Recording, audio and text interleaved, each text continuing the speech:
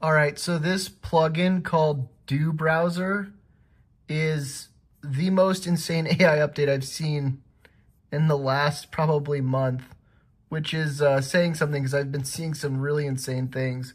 But what it does is, look at this. I can give it a command and it controls my browser. So go through each of my message requests on Facebook and respond to them, basically with this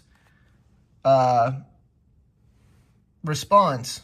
But I can also spin it so that it, is unique each time because AI can actually pick stuff up. Look, it's even referencing their name. But this will do anything. Like you can tell it to go to Amazon and buy stuff for you. This is crazy what you can do with this. And it's like $20 a month. Again, it's called Do Browser.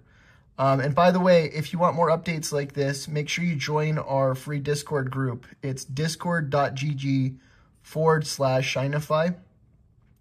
And I give you a full free checklist on all the different AI tools that I'm using. And this is just one of them, but we have a list of over 400 AI tools. But look at this. I mean, it's just in the background responding to all these people. And I mean, just imagine the things that you can do with this.